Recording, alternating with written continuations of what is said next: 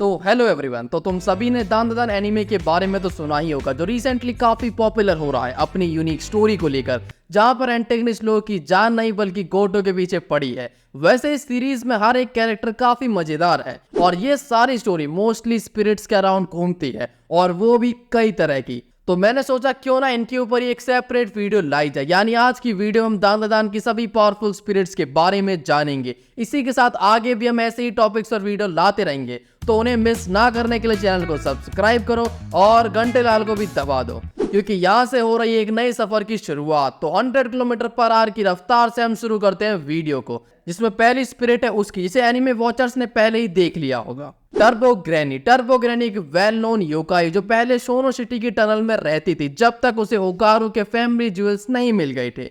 But आगे उसकी powers को ओकारू में सील कर दिया जाता है और उसकी कॉन्शियसनेस को एक डॉल के अंदर ट्रैप कर दिया जाता है, जिससे डेंजरस दिखने वाली ग्रैनी वापस से क्यूट हो जाती है।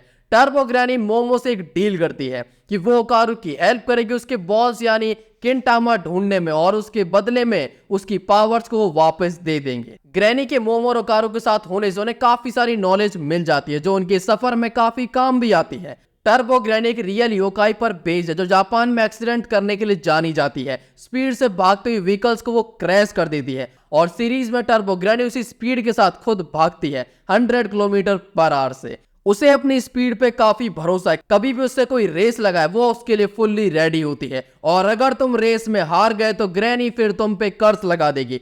अपने कर्स से वो विक्टिम की बॉडी पर कंट्रोल पा लेती है और उसे अपनी तरह ही बना देगी। इसी के साथ ग्रैनी बस देखने से किसी के ऊपर कर्स लगा सकती है। वो रेस तो बस उसका शौक है। पहले वो पीटी उषा बनना चाहती थी, बट उसे किसी ने फ्रिज के अंदर बंद कर दिया।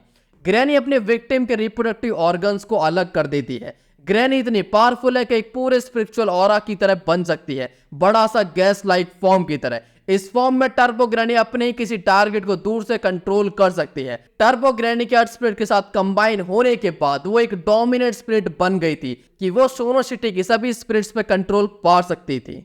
नेक्स्ट है अर्थबाउंड स्पिरिट क्रैब, जो काफी सारे स्पिरिट्स से मिलकर बना है। ये सारी स्पिरिट्स उन यंग लेडीज की थी जिन्हें मार दिया गया था। इन लेडीज को किलर ने मारकर उनकी बॉडी पार्ट्स को अलग अलग फैला दिया गया था। ये सारी स्पिरिट्स इविल बनना नहीं चाहती थी, बट इनके पास कोई और चॉइस भी नहीं थी। और जैसा सेको ग्रैनी ने बताया था, जब भी डेड लोग दूसरे वर्ल्ड में जाते हैं वो एक फ्रेश वाटर क्रैब में ट्रांसफॉर्म हो जाते हैं, और उन सारी स्पिरिट्स ने मिलकर ये जाइंट क्रैब को बनाया, जिसकी बैक पर हमें उन सारी लेडीज के फेस दिखते हैं। टर्बो ग्रैनी स्पिरिट के साथ मर्ज होकर मोस्ट डोमिनेंट स्पिरिट बन जाती है, और दोनों ही स्पिरिट सोनो सिटी से है, तो वो दोनों पूरी सोनो सिटी से स्पिरिट्स का यूज करके सिटीजन्स को माइंडलेस ज़ॉम्बी बना देती है। क्रैब से फुल्ली मर्ज होने के बाद टर्बो ग्रैनी अपने रैम्पेज पे आ जाती है।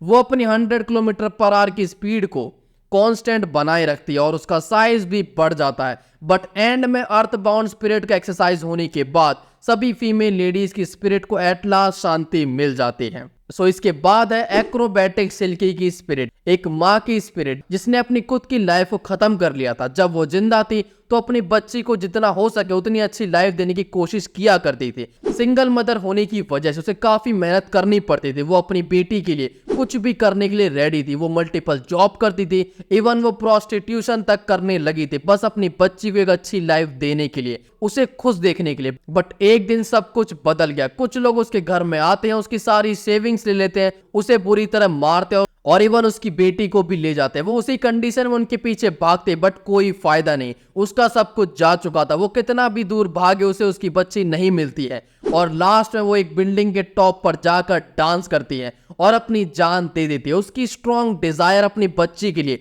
उसे एक योकाई बना देती है, बट वो अपने पास्ट को भूल चुकी थी। मगर एक दिन एक छोटी सी बच्ची योकाई को अपनी माँ समझ लेती है, और एक्रोबैटिक सिल्की भी आयरा को अपनी बेटी समझ लेती है जिसे उसने खो दिया था, और इसीलिए वो उसे खाकर अपना एक हिस्सा बनाना चाहती थी। योकाई एज अ मदर इतनी ज्यादा ऑब्सेस्ड हो गई थी कि उसे बस किसी के भी मुंह से मां सुनना था। एक्रोबैटिक सिल्की काफी ज्यादा पावरफुल थी कि वो ओकारू जो टर्बो ग्रैनी की पावर के साथ था उसे भी मैच कर पा रही थी। वो अपने बाल और एक्रोबैटिक मूव्स को वेपन की तरह यूज करती है। उसकी हेयर्स उसकी रेंज को काफी ज्यादा बढ़ा देते हैं, जो ऑलरेडी काफी ज्यादा है। भले ये योकाई काफी पावरफुल थी, बट इसकी सबसे बड़ी वीकनेस थी इसी की फीलिंग्स। वो आयरा को मरते हुए नहीं देख सकती थी, वो उसके लिए खुद को सेक्रीफाइस कर देती है और अपने फाइनल मूवमेंट्स में उसे आयरा का प्यार मिलता है और आखिरकार उसकी आत्मा को भी शांति मिल जाती है।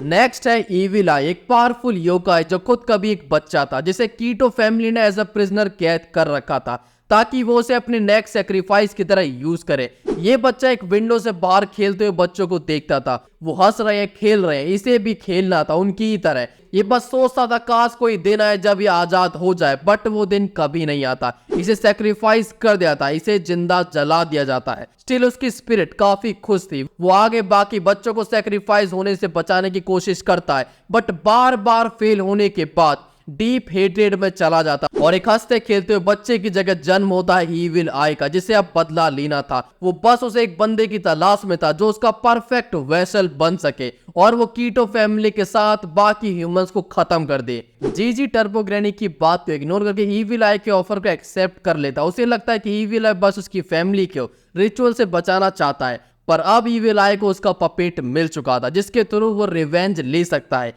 इविल आई जीजी की बॉडी को फुल एक्सटेंट तक यूज करता है, वो ओकारू की स्पीड को आउट मैच करता है जो टर्बो ग्रैनी की पावर के साथ दौड़ रहा होता है।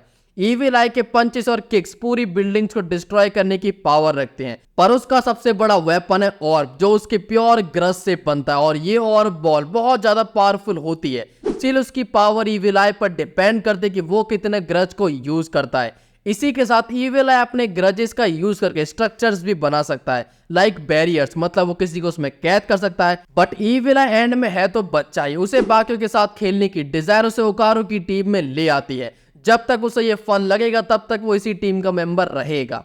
नेक्स्ट है हाना एंड तारो जो स्कूल में यूज किए जाने वाले एनाटॉमिकल मॉडल्स है, बट दोनों एक दूसरे से प्यार करते हैं। स्कूल हाना को डिस्पोज कर देता है कि वो अब किसी काम की नहीं है, सभी के लिए ये बस मॉडल्स थे और कुछ नहीं, बट इनके अंदर स्पिरिट्स थी।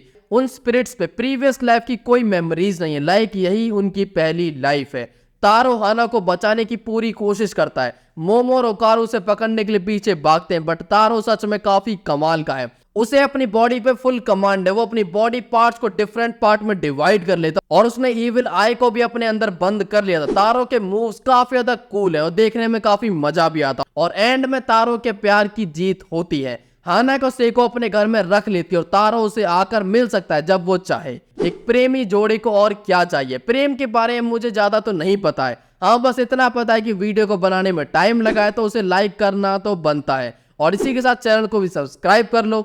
नेक्स्ट है म्यूजिशियन टुल्पा जो म्यूजिकल रूम के पोर्ट्रेट्स है। सो ये 6 पेंटिंग्स है 6 म्यूजिशियंस की, जो भी 2 AM के बाद म्यूजिकल रूम में रखे हुए इंस्ट्रूमेंट के साथ खराब म्यूजिक प्ले करेगा उसे ये टुल्पास फुर पेलेंगे और ये 6 लोग साथ में मिलकर म्यूजिक बजाएंगे और इस म्यूजिक के बने नोट्स भी सॉलिड फॉर्म लेते हैं, लाइक बॉम्ब की तरफ फटते भी हैं। इन 6 का कॉम्बिनेशन म्यूजिक आसपास के एनवायरनमेंट को बदल देता है। इसी के साथ ये म्यूजिशियन डिफरेंट सिम्फनीज को प्ले करते हैं, लाइक सिम्फनी 6 जो म्यूजिक रूम में एक फील्ड को बना देता है जहां पर भागना बहुत ज्यादा मुश्किल हो जाता है, इनके म्यूजिकल नोट से बचना भी क्योंकि वो टिल्ट होता है। और सिम्फनी 9 के साथ ये पूरा ओपेरा रूम ही बना देते हैं जहां पर एक लार्ज नंबर ऑफ माइंडलेस लोगों की आर्मी वेट कर रही होती है। इसी के साथ कुछ जाइंट्स हैं जो टुल्पास को प्रोटेक्ट करते हैं उनके सामने खड़े होकर, क्योंकि ये टुल्पास सिंगल स्ट्राइक में अपने वापस फ्रेम में चले जाते हैं। इसके आगे है रेको काशिमा जिसे पूरे जापान में सबसे पावरफुल योकाई माना जाता है। इसके ओरिजिन के बारे में काफी कम बताया गया, बस इतना कि एक यंग वुमेन थी जो प्यार में पागल थी और एयर वॉर बॉम्बी के टाइम पर इसका भी देहांत हो जाता है। बट ये अपने लुक्स को लेकर काफी पॉजेसिव है, इसीलिए जो भी इसकी टेरिटरी से गुजरता है ये उससे एक सवाल पूछती है जो तुम्हारी गर्लफ्रेंड भी तुमसे पूछती होगी, क्या मैं सुंदर हूँ? और सही जवाब देने पर तुम भी जानते हो क्या होता है, वही ये करती है। रेको को उससे ज्यादा अगली क्रिएचर बहुत पसंद है, वो उन्हें अपने पास मिरर डायमेंशन में रख लेती है और उनके साथ अपने ब्यूटी को कंपेयर करती है जब तक वो बोर ना हो जाए। बट ये चीज उसके अगेंस्ट ही यूज की जाती है। मोमो और बाकी लोग अपने आप को उसके मिरर डायमेंशन से बाहर निकालने के लिए खुद को ज्यादा क्यूट दिखाते हैं और ये काम भी करता है। बट रेको काशिमा का ये योगाई बेस हटा दो तो वो काफी ज्यादा ब्यूटीफुल है, पर गॉर्जियस होने के साथ साथ ये योगाई मोस्ट पावरफुल भी है। इससे बच के रहने में भलाई है, वरना कहीं अपने वर्ल्ड में तुम्हारी ही बॉम्बिंग कर दे। इसकी स्ट्रेंथ इंसेनली क्रेजी है, जो बमोरा के फुल काइजू फॉर्म तक से बेयर हैंड लड़ती है और साथ में बातें भी करती है और उसे देती है एक सुपरलेग जो काफी कमाल का था। रेको काशिमा बिल्डिंग को इजीली अपने अटैक से डिस्ट्रॉय कर देती है, पर इसकी मेन स्ट्रेंथ आती है मिरर्स को मैनिपुलेट करना, जिसमें ये ह्यूमंस को मिरर वर्ल्ड में ट्रैप कर सकती है। इसी के साथ वो अपनी स्पेस को हर रिफ्लेक्टेड सरफेस तक एक्सटेंड कर सकती है और उन मिरर्स में से खुद को कहीं टेलीपोर्ट करना, इवन एनिमीज को अपने पास खींच लाना। रेको मिरर्स के थ्रू विक्टिम को हिप्नोटाइज कर सकती है और किसी को भी इन मिरर्स के थ्रू कहीं से भी देख सकती है। इसी के साथ रेको ने एक पूरी वॉरशिप फ्लीट को अपने मिरर डायमेंशन में ट्रैप कर लिया था और फिर अपने पंचेस की बरसात करके उन्हें खत्म कर दिया था। यह है इसकी रियल पावर, इसीलिए सभी इसे सबसे पावरफुल योकाई कहते हैं। सो इन योकाई को नेक्स्ट वीडियो में क्यों ना हम पावर रैंक करें। वैसे आइडिया तो अच्छा है तो करते हैं, तब तक के लिए हम इस वीडियो में आगे बढ़ते हैं। आगे हमारे पास है ऑन बुशमैन, एक ऐसा योकाई जो लोगों की बैक पर सवार हो जाता है।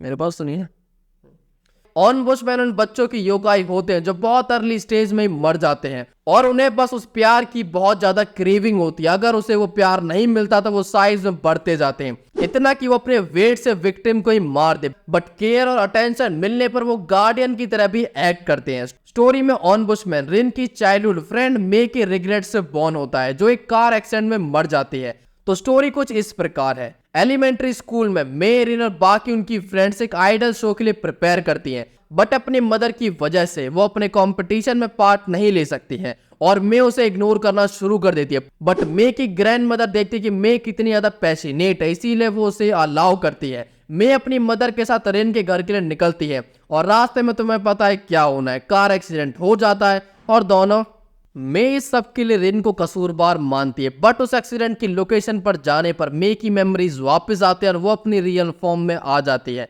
और वो फाइनली एक दूसरे को समझती है और मे रिन के लिए गार्डियन स्पिरिट बन जाती है। इसके बाद आता है फेरी टेल कार्ड। इस योकाई को काफी सालों पहले 4 डीएटी और क्रिस्टल की हेल्प से इस योकाई के पावर को सील कर दिया था उस डानमानरा के अंदर ही। फेरी टेल कार्ड ह्यूमंस को टारगेट करता है, जो भी डानमानरा के कॉन्ट्रैक्ट में आता है वो इस योकाई के वर्ल्ड में चला जाएगा। ये योकाई अपने इस वर्ल्ड पे फुल कंप्लीट कंट्रोल रखता है, उसमें हर एक चीज फैंटेसी वर्ल्ड की तरह है। इस योकाई को सील करने के बाद जिसने इसे सील करा था वो खुद भूल गए थे और ये डानमानरा ह्यूमन वर्ल्ड में आ गया। इस योकाई की पावर जस्ट लाइक जुमांजी की तरह वर्क करती है। अब ये मत बोलना कि तुमने जुमांजी मूवी नहीं देखी है, एक टाइम पर ये मेरी फेवरेट मूवी थी। फेरी टेल कार्ड योकाई अपने कार्ड की हेल्प से एनिमीज के सेंस और ऑर्गन्स को गायब कर देता है, लाइक आईज, ईयर। इन्हीं कार्ड की वजह से उसके अपोनेंट उसके आगे वीक पड़ते हैं। इसी के साथ ये योकाई लोगों के दिमाग के साथ भी खेलता है। ये योकाई कितने ही लोगों को एक साथ कंट्रोल कर सकता है, इसकी पावर इसे काफी डेंजरस बना देती है जो अपने एनिमीज के साथ खेलता है। फेरी टेल कार्ड किसी के भी स्पिरिचुअल पोटेंशियल को मैक्सिमम पर ला सकता है, इस एक्सटेंट तक कि उसकी बॉडी को ही वो डैमेज करने लगे। फेरी टेल कार्ड उनजेजुमा की डेली लिमिट को हटाकर उसके मैक्सिमम आउटपुट को बाहर निकालता और उसकी बॉडी से every single drop of spiritual energy को वो बाहर निकालता है। लेकिन इस माइंड कंट्रोल को तोड़ा जा सकता है उसके कार्ड पर अटैक करके, पर वो कार्ड वापस से रीजनरेट हो जाएगा अनलेस तुम सभी कार्ड पर एक साथ अटैक कर दो। नेक्स्ट एंड लास्ट है हमारा अम्ब्रेला बॉय, एक छोटे से बच्चे की पीसफुल योकाई जिसका जन्म हुआ एक छोटे बच्चे की डेथ से। फुटाजुमा जो उनजीजुमा का छोटा भाई था, इनके फादर के मरने के बाद कर की हालत बहुत खराब हो जाती है, बट स्टिल फुटाजुमा हमेशा स्माइल करता रहता। वो अपने बूट्स और अम्ब्रेला को हमेशा अपने पास रखता था जो उसकी माँ ने लाकर दिए थे और अपने बड़े भाई के साथ होते हुए उसे कभी डर नहीं लगा किसी भी चीज का। बट फूटा अपने अम्ब्रेला को हर जगह ले जाने की वजह से बुली हुआ करता था। स्टिल वो हंसता रहता था कि तुम लोग मेरे अम्ब्रेला से चलती हो। पर एक दिन हैवी विंड में उसका अम्ब्रेला उड़ जाता है और वो भी उसके पीछे भागता है। जब तक उंजी वहां पर पहुंचता है वो देखता है उसका भाई जा चुका था, यानी वो मर जाता है। यानी अब उसके फादर के बाद उसका भाई भी जा चुका था और उसकी माँ भी ट्रेन के आगे आ जाती है और वो उंजी को भी अपने साथ खींचने का ट्राई करती है, बट वो बच जाता है। और जब उंजी को सबसे ज्यादा जरूरत होती है अपना फूटा योकाई की तरफ वापस आता और उसकी स्ट्रेंथ इमेंस थी, वो अपने भाई की हेल्प करने के लिए आता है।